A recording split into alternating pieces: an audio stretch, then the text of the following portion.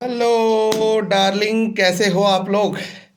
मेरी दो ऑब्जर्वेशन आपके मे 23 अटेम्प्ट को लेकर के, and I am really happy for you guys कि आपने जोरदार, आपका जो इम्प्रूवमेंट का लेवल है वो बहुत शानदार है। पहला ऑब्जर्वेशन मैं आपके साथ शेयर करता हूँ। गाइस, मैंने देखा है कि टेलीग्राम पे और यूट्यूब कम्युनिटी सेक्शन में मैं लगातार एमसीक्यू डाल रहा हूँ, और जो इंपॉर्टेंट क्वेश्चन, इंपॉर्टेंट एमसीक्यू की लिस्ट आपको दी है, उसके बाद जब मैं नए एमसीक्यूज बना रहा हूं तो अभी बच्चों का शुरू शुरू में तो आपका स्ट्राइक रेट 40-45% हुआ करता था, लेकिन जो लेटेस्ट मेरी ऑब्जर्वेशन है उसमें आप 70-80% तक जा रहे हो। It's a great great news and good news. भाई, काम कर रही है दवा।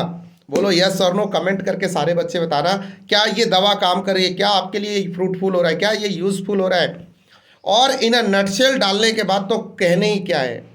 वो बच्चे इंतजार करते हैं, बहुत सारे हजारों बच्चे वेट करते हैं, इन अ नटशेल आएगा।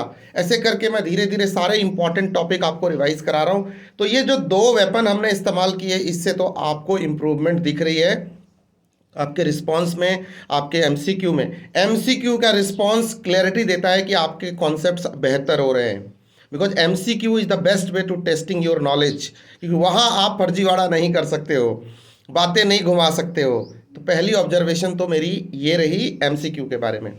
दूसरी ऑब्जर्वेशन मैं देता हूँ कि बहुत सारे बच्चों को ऐसा लगता है कि रिवीजन करने के बाद उनको कई जगह ऐसा लगता है, सर आपने ये वाली चीज़ पढ़ाई ना, ये स्टडी मैट में आज इट इज नहीं मिल रही है।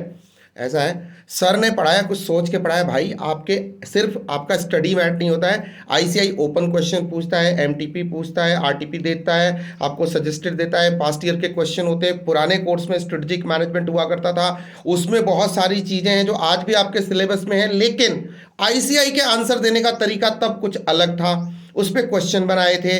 मैं जब एज ए टीचर पढ़ाता हूं, मैं आपको उस सब्जेक्ट के, उस टॉपिक के आईसीआई की पूरे इतिहास को, पूरी हिस्ट्री, कॉर्पोरेट हिस्ट्री चेक करता हूं, और उस कॉर्पोरेट हिस्ट्री से जो भी नॉलेज होती है वो सब आपको देता हूं, क्योंकि इंस्टीट्यूट का क्वेश्चन बैंक है ना, उसके पास वो नॉलेज बैंक है ना, वो तो किधर से भी पूछेगा दोस्त।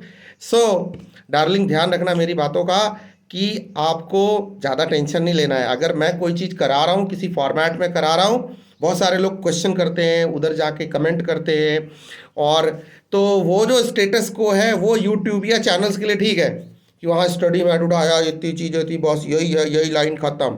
उसका क्या जो आरटीपी में, उसका क्या जो एमटीपी में, उसका क्या जो वो मोटा वाला मॉडल टेस्ट पेपर आता था उसमें था, उसका क्या जो स्टेट विद रीजन में, उसका क्या जो पास्ट ईयर में आ चुके हैं। कई क्वेश्चन ऐसे आते हैं जो ओपन क्वेश्चन होते हैं, तो ओपन आंसर होते हैं उसके, लेकिन सब्जेक्ट के कॉन्सेप्ट वही रहते हैं जो आपके स्टडी मैट में हैं।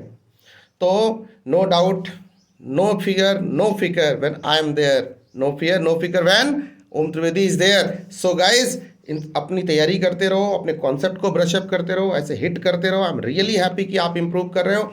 और सबसे बड़ी बात, चीते की चाल, बाज की नज़र, और अपने कॉन्सेप्ट पे शक नहीं करते, नहीं करते तो नहीं करते। All the best.